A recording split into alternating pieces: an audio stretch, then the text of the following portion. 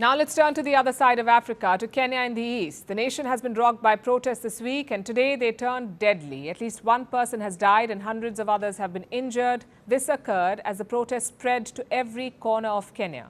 The people are protesting against new taxes. Kenya's government wants to raise an extra $2.7 billion in the next financial year, and it plans to do this by hiking taxes. Yesterday, Kenya's new finance bill passed its second reading, meaning the taxes are a step closer to becoming law. That is why the protests have intensified and now turned deadly. Here's our report. Nairobi, Eldoret, Kisumu. All over Kenya, you can hear people chant, "Ruto must go."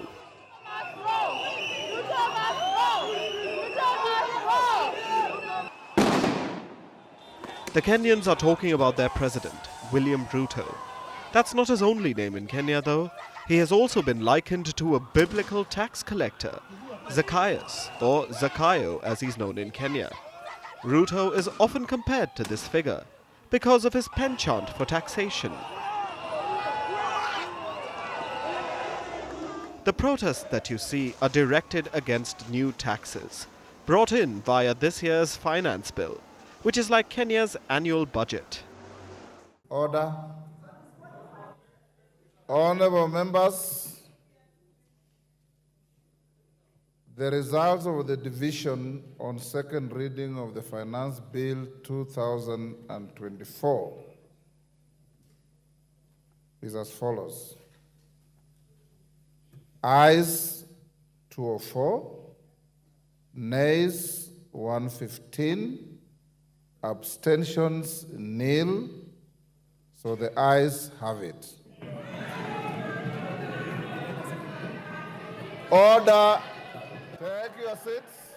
The Finance Bill 2024 passed a second reading in Parliament yesterday. It's one step closer to becoming a law, which is what sparked the latest round of demonstrations. And the latest police retaliation. The police have been attacking the protesters with tear gas, water cannons, and, according to some reports, even bullets. At least one person is dead. Hundreds of people have been injured.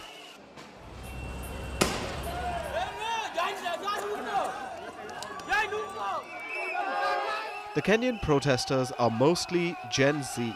They're young, tech-savvy and informed. They organize through social media. Social media, I'm telling you, Ogopa Gen Z.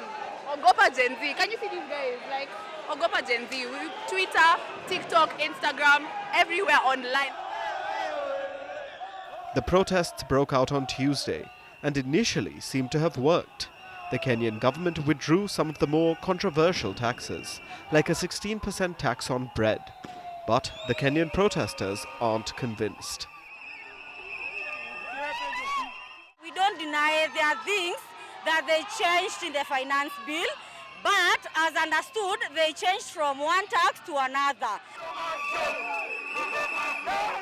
The protesters don't want the finance bill amended.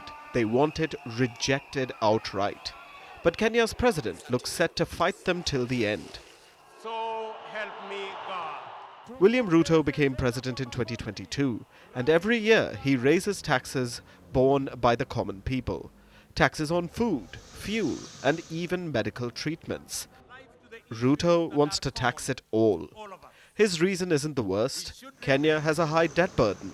Ruto inherited much of it from the previous administration, and he wants to lower it. To do that, he needs money. But here's the problem. The burden of Ruto's taxes falls on everyone, including the poor and marginalized, and especially the salaried class. Kenyans have been suffering through a cost of living crisis. Many can barely make ends meet as it is. And on top of all this come Ruto's taxes. The taxes have broken the backs of local businesses. They keep shutting down by the hundreds. The people are hurting, and they feel that Ruto and his government aren't doing their part. The president has been under scrutiny for frequent foreign trips, sometimes aboard luxury jets, on the taxpayers' dime. So the message from the protesters is simple. Cut on your expenditure. Do not overtax us. That's the laziest way for the government to earn revenue, over taxation. Ruto doesn't seem likely to take this advice. His finance bill is going through the motions.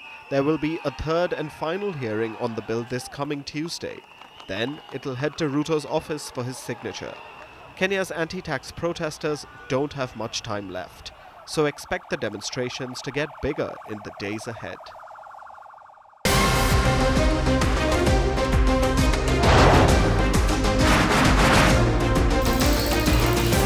On the show today, the T20 World Cup Bangladesh has moved across to the West Indies. What can you expect from this? Hello, I'm Alison Green, coming to you from Durban, South Africa. Today we have a special show. Start with a report on India's shifting nuclear posture. For the first time since India officially became a nuclear power. Hello and welcome